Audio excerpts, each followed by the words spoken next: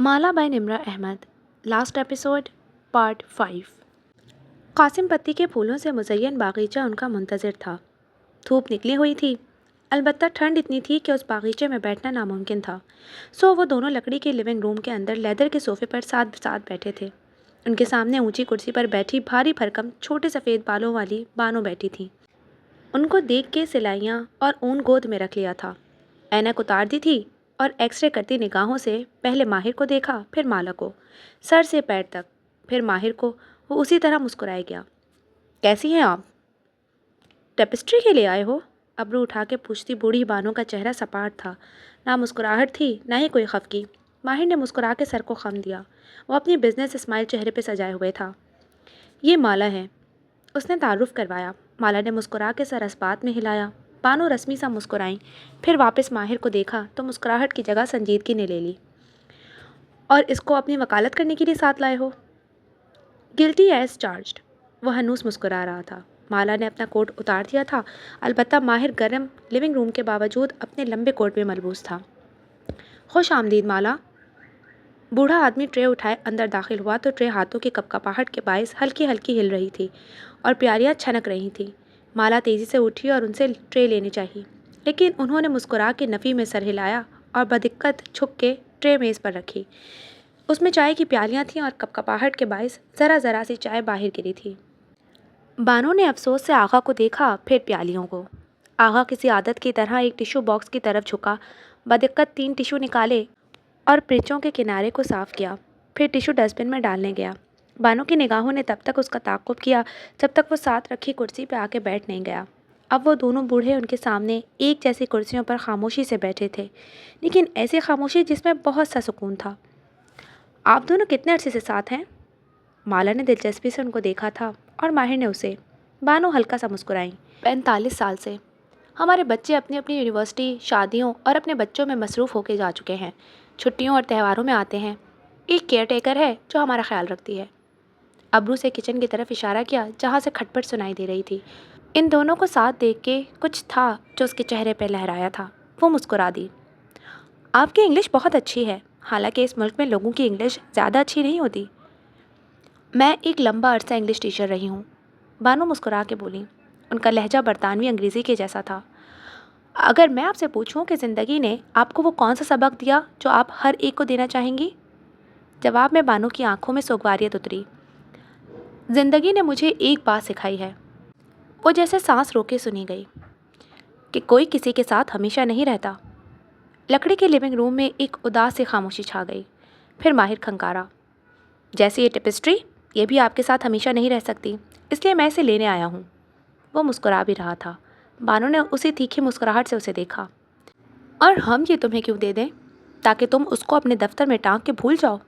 हाँ, तुम्हारा कोई फॉरेनर मेहमान आएगा तो तुम फ़ख्र से 2 मिनट के लिए रुक के उसे कहोगे कि ये शेले के धागों से बनी है, इसमें समंदर की खुशबू आती है। फिर तुम उनको बताओगे कि अगवा के शहर में अभी तक लोग हाथ से कपड़ा बुनते हैं। ये कह के तुम दोनों आगे बढ़ जाओगे।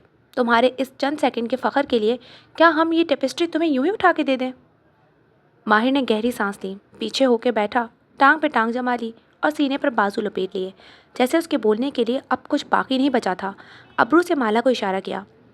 बानो और आगा ने एक दूसरे को देखा और फिर उसी दिलचस्पी से कशमाला को। चाय की प्यालियों को किसी ने छुआ तक नहीं था। तुम चाहती हो कि हम ये टेपिस्ट्री इसको दे दें, इस रोबोट को, जो किसी दिन अच्छी कीमत मिलने पे इसको बेच भी सकता है? क्या आपने पहले कभी माहिर को कोई टेपिस्ट्री नहीं दी? बानो ने नफ़ी में सर हिलाया। इसने कभी मांगी ही नहीं, और अब वो मांग रहा है। क्योंकि हमारा आर्ट वर्क कीमती है। उसको अपनी इमारत में लगाने से उसके ऑफिस की शान बढ़ जाएगी, लेकिन माहिर फरीद इस आर्ट को अपने तक महदूद करके रखना चाहता है। और आप क्या चाहते हैं? दोनों बूढ़ों ने एक दूसरे को देखा और फिर उसे। हम इसको अगवा के म्यूज़ियम में रखना चाहते हैं, ताकि लोग दूर दूर से जब इस शहर में आएँ तो वो इस टेपिस्ट्री को देखें और इन्हें उससे समंदर की खुशबू आए। माला ने टांग से टांग हटाई, सोफे पर कदर आगे को हुई। उस दौरान टेक लगाए बैठे माहिर की निगाहें माला और उस बूढ़े कपल के दरमियान टेनिस बॉल की तरह घूम रही थी। मैं आपकी बात समझ सकती हूँ। आप चाहते हैं कि आपके आर्ट की कदर की जाए, उसको भुलाया ना जाए। यकीनन अगवा के म्यूज़ियम में उसको बहुत इज्जत दी जाएगी। सयाह आएंगे, उसको देखेंगे, उसके साथ लगी प्लेट पर लिखी चंद सतूर पढ़ेंगे, कोई गाइड खड़ा हुआ तो वो उन्हें इसके बारे में मज़ीद आगाही दे देगा और फिर वो वहाँ से चले जाएंगे और आपकी पेंटिंग सिर्फ उस छोटे से शहर में आने वाले सयाहों तक महदूद हो जाएगी। बूढ़ी बानो खामोशी और दिलचस्पी से गाल तले उंगलियां रखे माला को देखे गई। वो भी उसे ही देख रहा था। वो बोलते हुए एक कान के पीछे बाल अड़स रही थी। कान टोपी ने छुपा रखा था। बाल सामने से हटे तो उनमें पहनी नन्ही बाली वाज़ेह हुई। खिड़की से धूप उस बाली पे लपकी और साथ ही उसकी सब्ज आंखों को सुनहरे रंग में तब्दील कर गई थी। लेकिन अगर यही पेंटिंग माहिर फरीद के ऑफिस में लगी होगी तो क्या होगा? वो उसी नरमी से कह रही थी। बाली चमक रही थी और वो उसके नीम रुख को देखे जा रहा था। उस ऑफिस में सयाह नहीं आते। वक्त गुजारने, खाने पीने और शगल मेले के लिए लोग उस जगह का रुख नहीं करते, बल्कि वहाँ दुनिया भर से कारोबारी अफराद आते हैं, अपनी अपनी ज़िंदगियों में कामयाब और हाई अचीविंग लोग। वो वक्त ज़ाया करने नहीं आते, किसी मकसद के लिए आते हैं। जब वो इस आर्ट वर्क को माहिर फरीद के ऑफिस में देखेंगे तो वो दीवार पर लगी प्लेट पर दर्ज चंद सतूर नहीं पढ़ेंगे, ना ही वो किसी गाइड से उसके बारे में रटी रटाई बातें दरियाफ्त करेंगे, बल्कि वो माहिर फरीद से उसकी कहानी पूछेंगे। और उस कहानी को सुनाने वाला शख्स माहिर बे से बेहतर कौन हो सकता है, जो कई घंटों की मुसाफत तय करके यहाँ इस आर्ट को आपसे लेने आया है, वरना वो किसी भी कारोबारी शख्स की तरह पैसों का लिफाफा थमा के उसको आराम से उठा के ले जा सकता था। बूढ़े आगा ने कुछ कहने के लिए होंठ खोले ही थे कि बानो ने अपना इस्तखानी हाथ उसके लरसते घुटने पर रखा। वो पहलू बदल कर खामोश हो गया। माहिर ने एक प्याली उठा ली। टेक लगाए घूंट भरते वो मुस्कुराहट दबाए उसे बोलते सुनता गया। मैं जानती हूँ कि आप माहिर बे को क्या समझते हैं और कुछ गलत भी नहीं समझते। वो माहिर को नहीं देख रही थी, वो उनकी आंखों में देख के कह रही थी। ये वही मेहरबान और नरम चेहरा था जो उसने ओशन में पहली दफ़ा अपने सामने देखा था, जब वो वहाँ जॉब इंटरव्यू के लिए गया था, जब वो कैफ था और वो सिर्फ माला, जब ज़िंदगी इतनी पेचीदा नहीं थी और जब हालात मुख्तलिफ थे। माहिर भी वाकई एक रोबोट है, मशीनी इंसान। इसको पैसे से मोहब्बत है और वो बहुत से फ़ैसले पैसे बचाने या पैसे जमा करने के लिए लेता है। माहिर चीज़ों और इंसानों को मैनिपुलेट भी करता है, हमेशा सच नहीं बोलता और पूरा सच तो शायद कभी नहीं बोलता। माहिर की मुस्कुराहट गहरी हुई। धूप तेज़ हो चुकी थी और उसका नीम रुख से दिखाई देता चेहरा मुकम्मल दमक रहा था। जिस माहिर फरीद को मैं जानती हूँ उसके अंदर ये सारी मशीनी खसूसियात मौजूद हैं, लेकिन वो इसके अलावा भी बहुत कुछ है। वो मेहरबान भी है और कदरदान भी। वो अपनी बात से फिरने वाला मर्द नहीं है।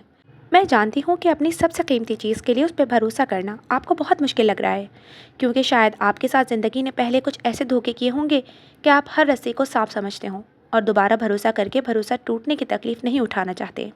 माहिर ने प्याली का हैंडल 2 उंगलियों से थाम रखा था, अलबत्ता उसे होठों तक नहीं लेकर जा रहा था। निगाहें बस उस पर जमी थीं। लेकिन सारा मसला ये है कि अगर हम सब अपनी अपनी कंफर्ट जोन में बैठे रहेंगे और भरोसा करने का रिस्क नहीं लेंगे तो हम ठहरे हुए पानी की तरह मुताफिन हो जाएंगे। भरोसा तो करना होगा, लीप ऑफ फेथ तो लेना होगा, भरोसा करके एक जस्ट तो लगानी होगी। और अगर आपके सामने एक ऐसा इंसान मौजूद है जिससे आपको बहुत से गिले रहे हों, बहुत मसले भी दरमियान में आए हों और आप शायद उसकी हर बात से राज़ी ना हों, तब भी मैं आपसे कहूँगी कि इस एक इंसान पे आप भरोसा करके देख लें। यह आपका दिल नहीं दुखाएगा और यह आपसे किया वादा भी नहीं तोड़ेगा, क्योंकि माहिर अपने से जुड़े लोगों के ईमान को हमेशा रखता है, उनकी हिफाजत करता है और उनके लिए जो कर सकता है वो करता है। और अगर कभी ना कभी आपको इस टेपिस्ट्री के लिए किसी पे भरोसा करना ही है तो फिर माहिर फरीद क्यों नहीं? माहिर को लगा एक गीली सी गेंद थी जो उसके हलक में फंस गई थी। शायद वो टेपिस्ट्री की बात कर रही थी, शायद वो टेपिस्ट्री की बात नहीं कर रही थी, लेकिन वो उसे नहीं देख रही थी। वो अभी तक उन दोनों बूढ़ों से कुछ कहे जा रही थी, लेकिन जो उसको सुनना था वो सुन चुका था।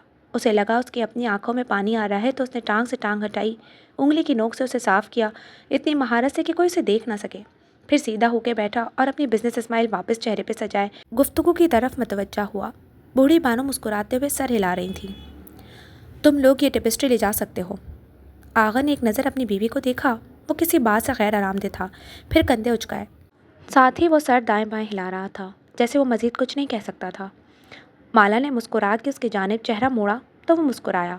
माला की आंखें भीगी हुई नहीं थीं, लेकिन उनमें एक गुलाबीपन था जिसको वो पहचानता था। आगा उठा और झुके हुए कंधों के साथ खिड़की तक आया। माहिर तेज़ी से साथ खड़ा हुआ और उसके हमरा कपड़े में लिपटी टेपिस्ट्री उठाई। अब वो तीनों माहिर की कार के साथ खड़े थे। ट्रंक में टेपिस्ट्री को एहतियात से रख के माहिर ने ट्रंक बंद किया। वो आगा को मुस्कुरा के अलविदा कहती फ्रंट सीट पर बैठ रही थी। माहिर उसकी खिड़की के पास झुका। मैं बानो को खुदा हाफिज़ कहा हूँ। माला ने सर हस्बात में हिलाया और सीट बेल्ट पहनने लगी। वो 30 कदमों से चलता लकड़ी के ज़ीने उबूर करता अंदर आया। हर कदम के साथ लकड़ी का फर्श चटकता था। बानो विंग चेयर पर उसी तरह पाँव ऊंचे किए बैठी थी। अभी तक उन्होंने सिलाइयाँ नहीं उठाई थीं। हाथ सोफे के हत्थे पर जमाए वो मुस्कुरा के उसे आते देख रही थीं। वो तेज़ कदमों से चलता उनके करीब आया, फिर दोनों हाथ बाहर मिला के सर को खम किया।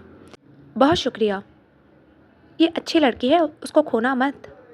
साथ ही बानो ने अपनी लकड़ी की स्टिक उठाई, उसे ऊंचा किया, यहाँ तक कि उसका दूसरा सिरा माहिर की कोहनी तक पहुँचा। कोहनी को हल्का सा छुआ और फिर स्टिक को मेज़ तक ले गई। मेज़ पर 2 दफ़ा नरमी से उसे मारा।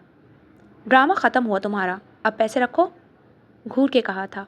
माहिर ने ताबदारी से सर को खम दिया, कोट की जेब में से फूला हुआ लिफाफा निकाला और मेज़ पर रखा। थैंक यू, आका को संभाल लेना, उसके मुंह से कुछ निकलने ही वाला था। बानो ने मुस्कुरा के सर झटका और हाथ से उसे जाने का इशारा किया। वो उन्हीं तेज़ कदमों से चलता बाहर निकल गया। अब आका बरामदे में खड़ा उनकी कार को पीछे रिवर्स होकर सड़क पे जाते देख रहा था। साथ ही वो सर अफसोस से दाएं बाएं हिला रहा था। धोखेबाज, मैनिपुलेटर। साथ ही वो मुस्कुरा भी रहा था। वापसी का सफ़र इतना तवील नहीं था जितना सुबह आते हुए लगा था।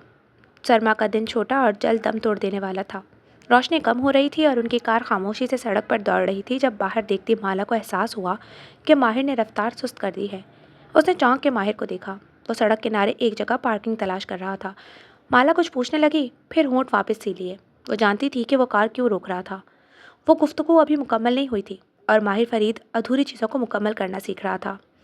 ये ढलान के ऊपर एक मकाम था। सड़क किनारे एक घना दरख्त था जिसके नीचे चंद पत्थर रखे थे। वहाँ खड़े हो तो चंद कदम दूर से खाई शुरू होती थी।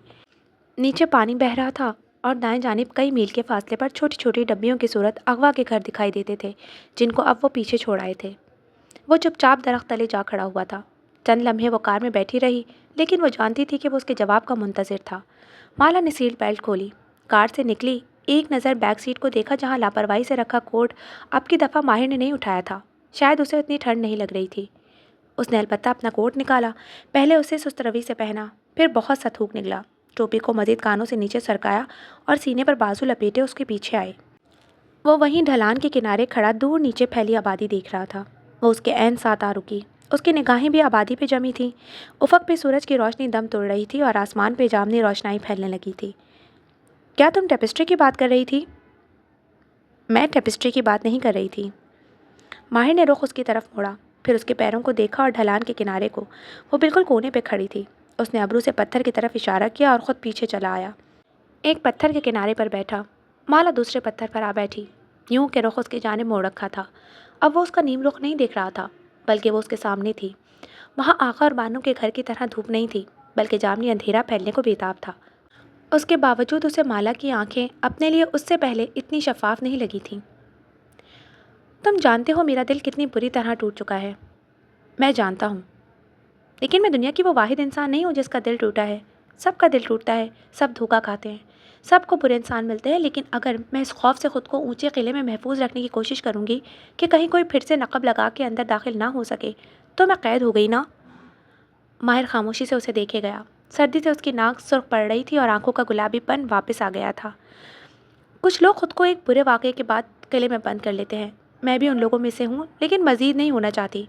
मुझे खुद को इस किले में से निकालना है, लेकिन मैं हर दूसरे इंसान के लिए खुद को इस किले में से नहीं निकाल सकती। मुझे नहीं लगता मैं ज़िंदगी में कभी किसी पे भरोसा कर सकती हूँ, चाहे वो माहिर फरीद ही क्यों ना हो।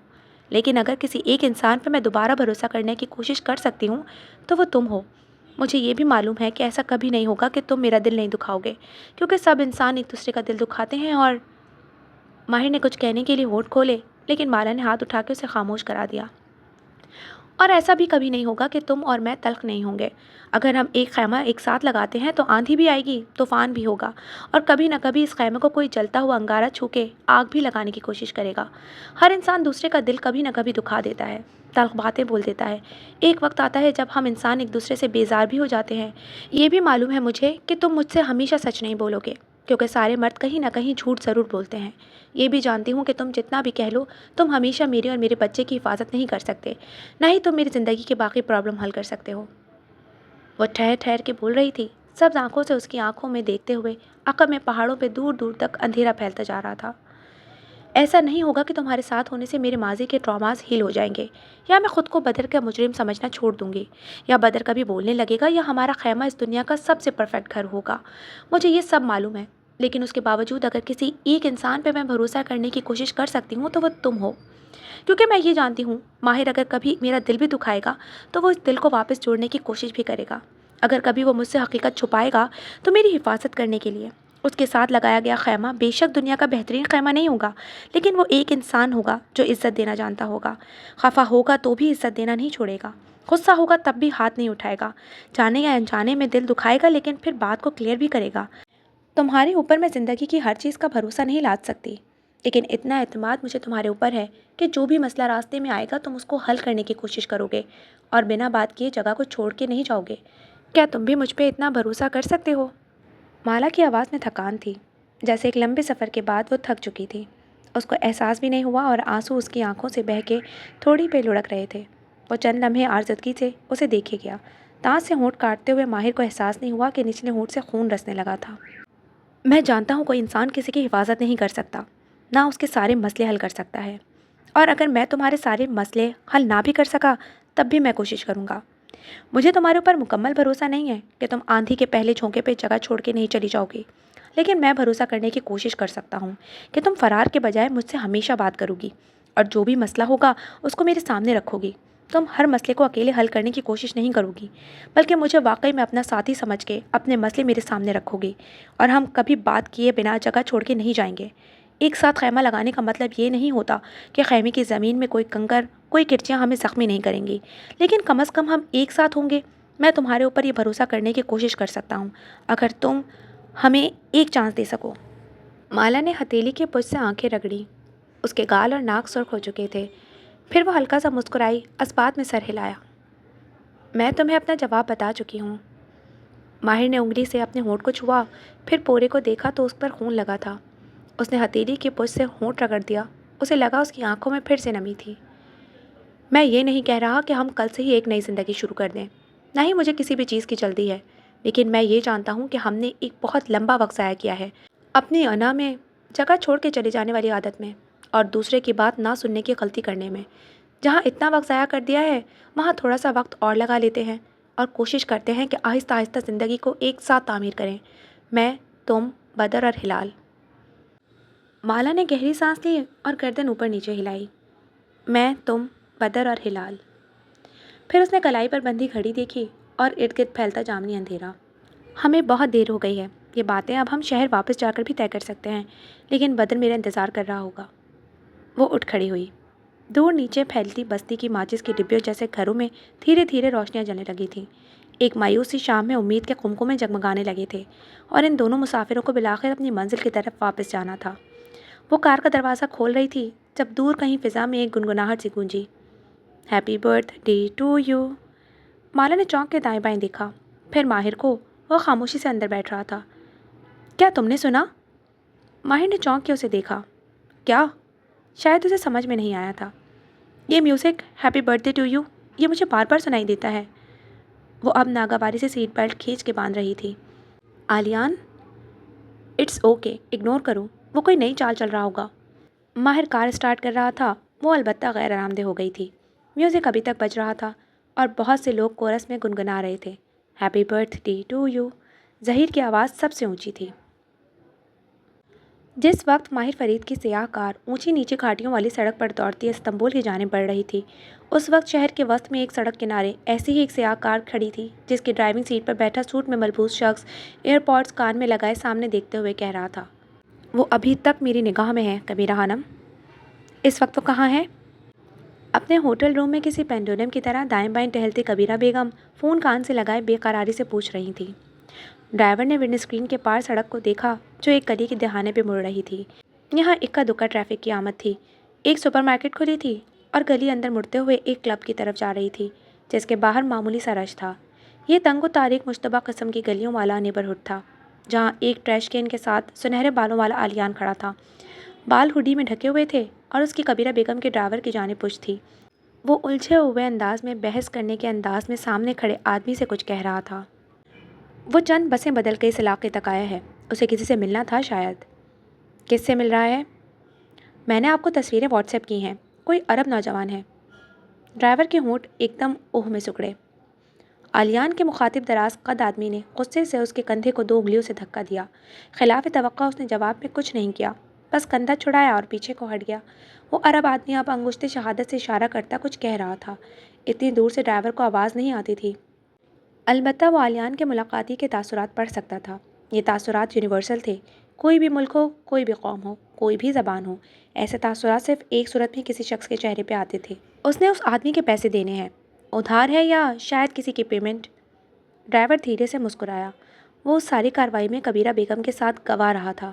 پہلی دفعہ آلیان کو اضطراب سے انگلیاں مروڑتے دیکھ کر اسے جیسے خوشی ملی تھی۔ کسی بھی طرح پتہ لگاؤ کہ معاملہ کیا ہے، وہ کس چیز میں پھنسا ہوا ہے اور اس نے کس کے پیسے دینے ہیں۔ کبیرہ بیگم اس کی طرح خوش نہیں تھی۔ اضطرابی انداز میں نیکلس کو انگلی پر مروڑتی وہ ہدایت دے رہی تھی۔ نہ وہ کھلے دل سے ان کو مات تسلیم کر رہا تھا، نہ وہ اپنے مسئلے ان کے سامنے رکھ رہا تھا۔ وہ اپنے بیٹے کا دل جیتے تو کیسے جیتے ہیں؟ مالا کے اپارٹمنٹ کے ٹیرس سے شہر کا جو حصہ دکھائی دیتا تھا وہ اس صبح سرمئی پن میں ڈوبا تھا۔ سرمئی پانی، سرمئی کشتیاں، سرمئی درخت، لیکن بہت عرصے بعد کشمالا مبین کی زندگی سرمئی نہیں تھی۔ وہ بالکنی پر کونیاں جمائے کافی کا کپ ہاتھ میں لیے مسکرا کے دور تک پھیلے نظارے کو دیکھ رہی تھی۔ آج دھوپ نہیں نکلی تھی، ہر جانب ٹھنڈی چھایا تھی، البتہ پھر بھی اس کا دل باہر ٹیرس پر کھڑے ہونے کو جا رہا تھا۔ کوٹ، دستانے اور اونی ٹوپی پہنے وہ کافی لیے وہیں آ کھڑی ہوئی تھی۔ بہت عرصے بعد دل جیسے ہلکا ہوا تھا۔ اسے اب کچھ بھی اکیلے نہیں کرنا ہوگا۔ بالآخر وہ اس ٹرپ سے نکل آئے گی جس میں وہ ہمیشہ خود کو محسوس کرتی تھی۔ وہ پھندا جو کبھی پوری طرح سے اس کے گردن کے گرد سے ڈھیلا نہیں ہوا تھا، بالآخر وہ خود کو اس میں سے نکال رہی تھی۔ موبائل بجنے لگا تو اس نے اسکرین کو دیکھ کے گہری سانس لی تھی۔ ماہی کی کال آ رہی تھی۔ اس نے دستانے والا ہاتھ جیب میں ڈالا، ایئر پوڈس نکالے، ٹوپی تلے انہیں کانوں میں گھسایا، کپ ایک طرف رکھا اور گفتگو کا سلسلہ جوڑا۔ کیا بتانا تھا تم نے؟ ماہی کی آواز میں تجسس تھا۔ وہ علیگ سلیگ اور رسمی حال احوال کے بعد فوراً سے مدعے پر آ گئی تھی۔ رات کو مالا نے اس کو میسج کیا تھا اور ماہی نے جواب میں کئی میسیجز بھیجے، لیکن اس نے ابھی تک رپلائی نہیں کیا تھا۔ وہ اس بات کو فون پر کرنا چاہتی تھی۔ کل ماہر نے مجھ سے بات کی ہے، ڈائریکٹ بات۔ دوسری جانب سے آتا شور، ماہی کے بچوں کی آوازیں، برتنوں کی کھٹ پٹ، ایک دم ہر چیز جیسے خاموش ہو گئی، جیسے ماہی کی ساری حسیات اس طرف متوجہ ہو گئیں۔ کیسی بات؟ اس نے مجھے پرپوز کیا ہے۔ چند لمحے کے لیے ماہبینہ مبین کچھ نہیں بول سکی۔ اور تم نے کیا کہا؟ اس سے پہلے کہ مالا کچھ کہتی، ماہی تیزی سے بولی، تم نے فوراً جواب تو نہیں دیا نا؟ ابھی تمہارے پاس سوچنے کے لیے وقت ہے۔ وہ یہ سوال پہلے بھی پوچھ چکا تھا، بدر کے ملنے سے پہلے۔ میں نے جواب سوچنے کے لیے بہت وقت لیا تھا۔ اس نے گہری سانس لی۔ دور نیچے بہتے سرمئی پانی کو دیکھ کے وہ مسکرائی۔ اس کا چہرہ روشن تھا اور گلابی۔ میں نے ماہر کو ہاں کہہ دی ہے۔ دوسری جانب خاموشی چھائی رہی، یہاں تک کہ مالا کو لگا سلسلہ منقطع ہو گیا ہے۔ ہیلو؟ اسے جیسے تعجب ہوا۔ مبارک ہو، میں تمہارے لیے خوش ہوں۔ ماہی نے توقف کیا۔ مالا کے ابرو ناسمجھی سے اکٹھے ہوئے۔ ماہر فرید کی ان تمام برسوں میں سب سے بڑی مداح مابینہ مبین تھی۔ وہ اس کا 1/50 تھا، جس نے برسوں پہلے اس کو بیچ دیے تھے، اور ساتھ ایک امید بھی کہ جو مکتوب ہے اسے انسان سے کوئی نہیں چھین سکتا۔ پھر وہ خاموش کیوں ہو گئی تھی؟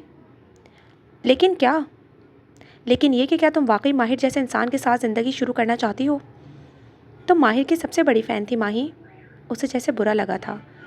میں اب بھی اس کی سب سے بڑی فین ہوں، اور میرے خیال میں ماہر فرید ایک بہت اچھا دوست ہے، ایک سمجھدار انسان ہے۔ وہ سوچ سوچ کے بول رہی تھی۔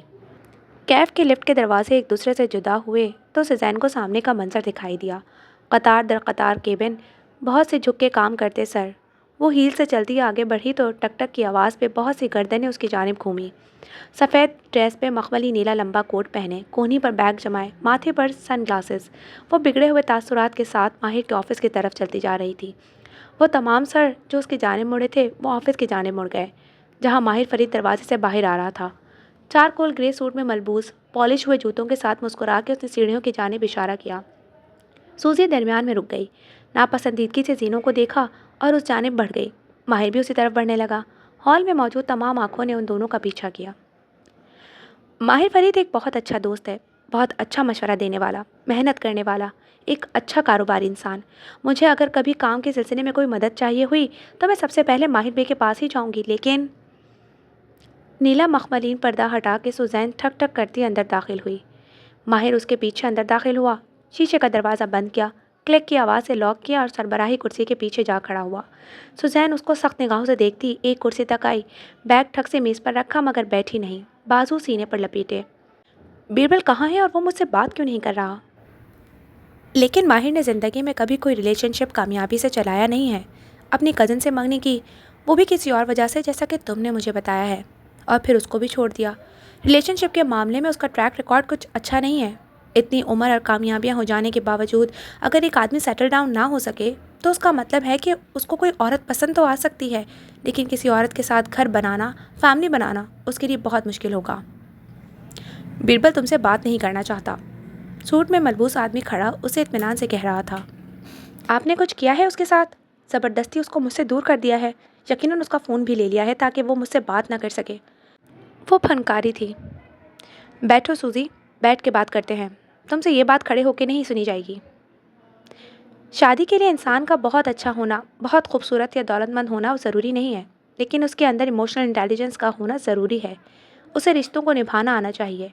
वो पहली ही मुश्किल पे छोड़ के ना चला जाए। और माहिर ने आज तक किसी औरत के साथ रिलेशनशिप को ज़्यादा देर तक नहीं चलाया, कम से कम हमने नहीं सुना। और हम ये भी जानते हैं कि वो भले बहुत अच्छा इंसान हो, लेकिन वो एक क्लासिक मैनिपुलेटर है। वो कभी भी पूरा सच नहीं बोलता, हमेशा चीज़ों को दाएं बाएं घुमाता रहता है। बीरबल तुमसे इसलिए नहीं मिलना चाहता क्योंकि उसे तुम्हारे और बुराक के बारे में सब मालूम हो गया है। सूजी के चेहरे पे कोई तासुर न उभरा। वो सर्द रहा, अलबत्ता गर्दन में गिल्टी सी उभर के मालूम हुई। मेरे और बुराक के बारे में क्या? मेज़ पे रखी उसकी मुट्ठी भिंच गई, अलबत्ता गर्दन कड़ा के बोली थी, सब कुछ, तुम्हारा व्हाट्सएप चैट भी। और माहिर ने मेज़ पे रखा जर्द लिफाफा चाक किया और उसके सामने रखा। सूजी ने लिफाफे को ज़रा सा खोला। अंदर A4 साइज़ के प्रिंट आउट्स थे, तस्वीरें। मेरे प्राइवेट इन्वेस्टिगेटर ने ये फ़ोटोग्राफ लिए थे, तुम्हारे और बुराक के।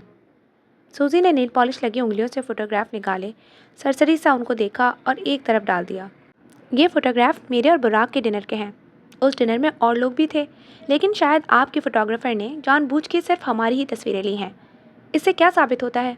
आप बीरबल को ये दिखा भी दें तो उससे वो मुझे बेवफा नहीं समझेगा। साथ ही वो इस्तेज़ाई अंदाज में हंसी। तुम्हें ऐसा मर्द चाहिए माला, जो ज़िंदगी की धूप में तुम्हारे लिए साया बन सके, ना कि तुम्हें अपना साया बनाए। क्या तुम वाकई श्योर हो कि तुम माहिर जैसे पेचीदा इंसान के साथ ज़िंदगी शुरू करना चाहती हो? मैं हर फैसले में तुम्हारा साथ दूंगी, लेकिन माहिर के साथ बहुत से मसले जुड़े हैं, और अगर तुम उसकी ज़िंदगी में दाखिल होती हो तो वो तमाम मसले तुम्हारी ज़िंदगी का भी हिस्सा बन जाएंगे। कॉन्फ्रेंस रूम में बैठा माहिर फरीद उसी अंदाज में मुस्कुराया था। मैंने ये तस्वीर बीरबल को दिखाने के लिए नहीं बनवाई। बीरबल पहले ही तुम्हारी हकीकत जान चुका है, इसलिए वो तुमसे मिलना नहीं चाहता, और उसकी तरफ से हमने डाइवोर्स पेपर्स फाइनल कर दिए हैं। चूँकि तुमने प्री नप्शियल एग्रीमेंट साइन किया था, इसलिए तलाक बहुत आसान होगी।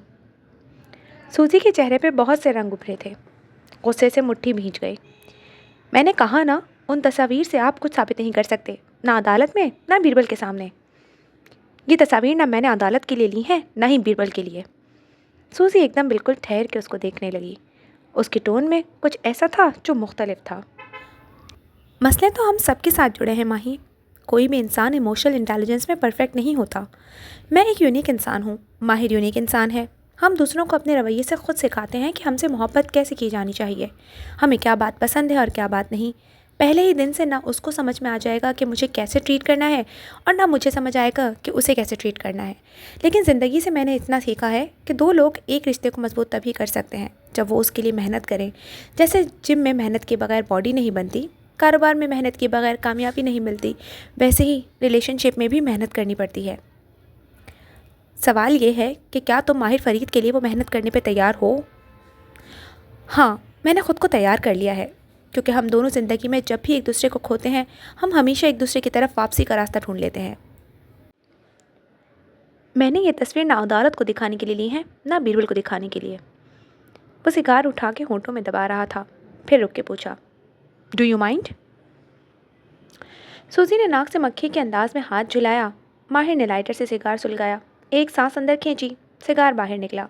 चेहरा एक तरफ मोड़ के धुआं होठों से खारिज किया, फिर उसी अंदाज में बात जारी रखी। अदालत में तो कुछ खास नहीं होना, एक ही पेशी होगी। तुम आओगी, साइन करोगी और वापस चली जाओगी। अदालत में मुझे कुछ साबित करने की ज़रूरत नहीं है। ये तस्वीर, उसने सिगार वाला हाथ नीचे किया और फोटोग्राफ्स वापस उसकी जानिब धकेले, यूं कि वो बिखर के सूजी के सामने मेज़ पे फैल गए। یہ فوٹوگرافس میں نے ایوننگ ٹیبلائٹس کے لیے بنوائے ہیں۔ سوزی نے چونک کر اسے دیکھا۔ ایک لمحے کے لیے اس کا سانس رک گیا۔ بیربل تمہارے ساتھ اب نہیں رہے گا۔ میں اپنے بھائی کو جانتا ہوں، لیکن فوٹوگرافس کے ریلیز ہونے کے بعد شہر کے سارے ٹیبلائٹس تمہاری بات کریں گے۔ تم اگلے ایک ہفتے کے لیے ان چیپ اخباروں کی سب سے بڑی خبر ہوگی۔ اور اس کے بعد کیا ہوگا سوزی؟ سوزین نے تھوک نکلا۔ اس کی رنگت بدلی تھی۔ بیربل تمہاری زندگی کا کبھی فل ٹرم پلان نہیں تھا، وہ ایک تھوڑے عرصے کا پلان تھا۔ میں اور تم یہاں اکیلے ہیں، کوئی فلٹر نہیں لگا ہوا درمیان میں۔ ہم دونوں جانتے ہیں کہ تم نے کچھ عرصے کے بعد بیربل کی بہت سی دولت کو اپنے نام کر کے اس کو چھوڑ ہی دینا تھا اور کسی دوسرے مرد کی طرف موو کر جانا تھا۔ لیکن اگر میں اس طلاق کی اصل وجہ اخبارات میں دے دوں تو کیا ہوگا؟ کیا تم کسی دوسرے امیر آدمی کی طرف موو آن کر سکو گی؟ مسئلے صرف اس کے ساتھ نہیں جڑے ماہی، مسئلے میرے ساتھ بھی جڑے ہیں۔ میرا ایک ایکس ہسبینڈ ہے جو ایک سائیکوپیتھ اور سیریل کلر ہے، اور اس وقت دنیا میں اس کا سب سے بڑا دشمن ماہر فرید ہے۔ اور میرا وہ ایکس ہسبینڈ میری زندگی سے کبھی نکل نہیں سکتا کیونکہ وہ میرے بچے کا باپ ہے۔ سو اگر کوئی انسان میرے ساتھ تعلق جوڑنے پہ خطرے میں ہے تو وہ ماہر ہے۔ اس کے باوجود وہ اس ریلیشن شپ کو ایک چانس بلکہ کئی چانسز دینے پہ تیار ہے۔ کانفرنس روم میں سگار کی مہک سندل ووڈ کی موم بتی کے ساتھ مل گئی تھی۔ ماہر نے سلگتے سگار کو ہونٹوں سے نیچے کیا اور اسی انداز میں بات جاری رکھی۔ تمہارے پاس ایک چانس ہے۔ بیربل کو تم پہلے ہی کھو چکی ہو۔ جو دولت تم نے لے لی وہ تمہاری ہوئی۔ ہم اس کے اوپر کوئی دعویٰ نہیں کریں گے۔ تم اس پیسے سے ایک سوشلائٹ کے طور پہ ایک ٹاکسک ڈائیورسی بن کے ایک اچھی زندگی گزار سکتی ہو۔ تم ہر محفل میں جا کے ہمدردی والا کارڈ کھیل سکتی ہو اور لوگوں کو بتا سکتی ہو کہ تمہارے اوپر ایک نارسسسٹ آدمی نے کتنے ظلم کیا اور کیسے تم نے ایک ٹاکسک رشتے سے خود کو آزاد کیا۔ بہت سے مرد اس کہانی سے امپریس ہو جاتے ہیں۔ یوں تمہیں بہت جلد ایک اور امیر زیادہ مل جائے گا۔ لیکن اگر تم اس طلاق کو میسی بناؤ گی تو میرے وکلا کی ٹیم تمہارے مقابلے میں کھڑی ہو جائے گی۔ ہم نہ صرف تمہاری زبردستی اپنے نام کرائی ہوئی ہر پراپرٹی کو چیلنج کریں گے بلکہ یہ تصاویر بھی عام کر دیں گے۔ اور براک کی فیملی کو تم جانتی ہو، وہ لوگ اس بدنامی کو افورڈ نہیں کر سکتے۔ اگر تم غیر شادی شدہ ہوتی تو الگ بات تھی، لیکن اس معاشرے میں شادی شدہ عورت کا ایسا کرنا بہت برا سمجھا جاتا ہے۔ فیصلہ تمہارا ہے۔ مجھے اور بیربل کو دونوں آپشنز میں سے کسی سے بھی کوئی فرق نہیں پڑتا۔ اس نے دوسرے ہاتھ کی انگلیوں سے ایک کاغذ سامنے دھکیلا۔ سوزین چند لمحے اس کاغذ کو دیکھے گئی، پھر ہاتھ بڑھایا۔ ماہر نے پین اس کی جانب بڑھایا، لیکن اس نے نفی میں سر ہلایا۔ دوبارہ ہاتھ بڑھایا۔ اس نے سگار اس کے ہاتھ میں دے دیا۔ سوزی نے اسے ہونٹوں سے لگایا، ایک کش بھرا، دوسرا، پھر تیسرا۔ چند گہرے سانس لیے، پین اٹھایا اور کاغذ پر دستخط کیے، پھر بیگ لیے اٹھ کھڑی ہوئی، سگار اونچا کر کے دکھایا۔ Do you mind? No problem. وہ جبرن مسکرایا۔ جہاں وہ اتنا کچھ رکھ چکی تھی وہاں یہ سگار بھی اس کا ہوا۔ سو بھلے وہ کلاسک مینیپولیٹر ہو یا آدھا سچ بولنے والا انسان، یا اس کو رشتے نبھانے نہ آتے ہوں یا مجھے رشتے کامیاب کرنے نہ آتے ہوں، ہم نے فیصلہ کیا ہے کہ ہم اس چیز کو چانس ضرور دیں گے۔ اغوا کے دن کے بعد ان دونوں کے درمیان اس بارے میں کوئی بات نہیں ہوئی تھی، نہ ہی ملاقات ہوئی تھی۔ وہ شے جو عرصے سے ماہر فرید کے اندر اسے بے چین کر رہی تھی، وہ غیر یقینی کی سی صورتحال، وہ ایک دم شانت ہو گئی تھی۔ تحفظ کا احساس کہ وہ کہیں نہیں جا رہی، وہ یہیں ہے اور وہ بھی یہیں رہے گا۔ اور جیسا کہ ہلال ہمیشہ کہتی تھی کہ بدر اور وہ ایک ساتھ بڑے ہوں گے، اور آج ہلال نے کہا تھا کہ وہ پمکن پائے بنائے گی اور وہ لوگ مالا اور بدر کے ساتھ ڈنر کریں گے۔ سو اس وقت وہ دیوار کے پار مالا کے اپارٹمنٹ میں تھے۔ کھانا کھایا جا چکا تھا اور فیضیہ خانم مالا کے ساتھ برتن سمیٹ رہی تھیں۔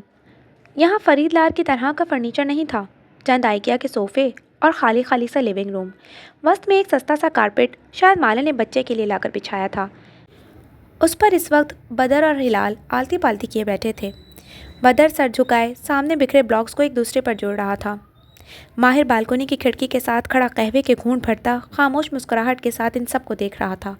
مالا ڈھیلا ڈھالا سویٹر پہنے آستین اونچے چڑھائے کچن میں برتن سیٹ کر رہی تھی۔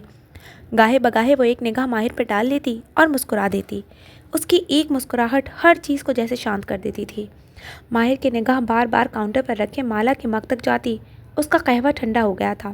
ایسا نہیں تھا کہ اس نے اسے چھوا نہیں تھا، لیکن وہ مسلسل دیکھ رہا تھا کہ وہ ایک گھونٹ بھرنے لگتی، پھر بدر کو کچھ چاہیے ہوتا اور وہ بھاگ کر اس کے پاس جاتی، واپس آتی، مگ کہیں اور رکھ دیتی، اور یوں اس کا کپ بنا پیے ہی سرد ہوتا جا رہا تھا۔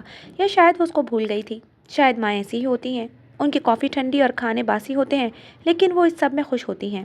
اسے دور کسی دوسرے ملک میں کھدی ہوئی ایک قبر یاد آئی اور اس کا کتبہ۔ اس کتبے پر اس کی ماں کا نام لکھا تھا، لیکن وہ جب بھی اس کتبے کو دیکھتا تھا اسے بہت کچھ یاد آتا تھا۔ مالا کہتی تھی کہ وہ اپنی ماں کو معاف کر دے، لیکن کیا وہ واقعی کبھی کر سکے گا؟ مالا سمجھتی تھی کہ معاف کرنے سے انسان ہیل ہو جاتا ہے. شاید وہ یہ بھی سمجھتی تھی کہ نئے رشتے میں جانے سے پہلے انسان کا ہیل ہو جانا ضروری ہے. لیکن ایسا کچھ نہیں تھا. ہیلنگ تو ایک پروسیس تھا. ہر روز صبح اٹھ کے اس کو کرنا تھا. یاجوج ماجوج کی دیوار کی طرح ہر شام اس کو ادھورا چھوڑ کے سو جانا تھا. ہر نیا دن اپنے ساتھ ایک دفعہ پھر بہت سا ٹراما لاتا تھا. یہ ہر روز کی مشق تھی اور بالآخر وہ اس کو مالا کے ساتھ کرنے جا رہا تھا. وہ اب ہلال اور بدر کے ساتھ گھٹنوں کے بل اس سستے کارپیٹ پر بیٹھی تھی. مسکرا کے وہ کچھ کہہ رہی تھی. چھوٹے بالوں کی اونچی پونی بنائے اس کا سر دائیں بائیں ہلنے سے پونی بار بار جھولتی تھی. وہ خوش تھی. ماہر گھوٹ بھرتے ہوئے خاموشی اور اطمینان سے اسے دیکھے گیا. دفعتاً کچھ تھا جس نے اسے چونکایا. بدر بلاکس بناتے بناتے چہرہ اٹھا کر دیکھنے لگا تھا. لاؤنج کی LCD کو مالا نے ایک ڈیجیٹل فوٹو فریم کے ساتھ کنیکٹ کر کے ماہی اس کے بچوں اور بدر کی تصاویر کا سلائیڈ شو لگا رکھا تھا. یہ سلائیڈ شو کافی دیر سے چل رہا تھا اور کسی کی توجہ اس کی طرف نہ تھی. اس نے دیکھا تھا کہ اکثر وہ گھر میں دائیں بائیں تصاویر لگا لیتی. شاید وہ چاہتی تھی کہ اس کا بچہ اپنے کزنز اور رشتوں کو پہچانے. لیکن نہ جانے کیا ہوا تھا کہ سلائیڈ شو ختم ہو کے کوئی دوسرا سلائیڈ شو شروع ہو چکا تھا. شاید مالا کی آئی کلاؤڈ کی تصاویروں کا ڈیٹا تھا جو اس کا فون خود سے اس کو دکھا رہا تھا. کیونکہ اسکرین پہ نظر آتی تصاویر مالا اور زیاد کی تھی. مالدیو میں برسوں پہلے وہ دونوں ساتھ بیٹھے ہوئے تھے. وہ کچھ کہہ رہا تھا اور وہ ہنس رہی تھی. ماہر نے چونک کے مالا کو دیکھا. وہ مسکرا کے کچھ کہتے ہوئے بدر کو دیکھ رہی تھی. پھر اس کی نگاہوں کا تعاقب کیا تو دیکھا بدر اسکرین پہ رکی تصویر کو دیکھے جا رہا ہے. شاید وہ اپنی ماں کے ساتھ نظر آتے اس اجنبی شخص کو حیران ہو کے دیکھ رہا تھا. ماہر صرف اس کا چہرہ دیکھ رہا تھا. اسکرین اس کے لیے اہمیت نہیں رکھتی تھی, نہ ہی وہ تصویر. وہ صرف مالا کا چہرہ دیکھ رہا تھا. مالا کی نگاہ اسکرین پہ پڑی تو اس نے گہری سانس لی. چہرے پہ کوئی تاثر نہ آیا. اس نے بازو لمبا کر کے انگلی سے اسکرین کی طرف اشارہ کیا اور بدر کے کان کے قریب جھکی. وہ یہاں سے ان کی آوازیں نہیں سن سکتا تھا مگر وہ اس کے ہونٹ پڑھ سکتا تھا. وہ انگریزی میں کہہ رہی تھی, "دس مین از یور فادر." اور وہ اس بات کو بار بار دہرا رہی تھی.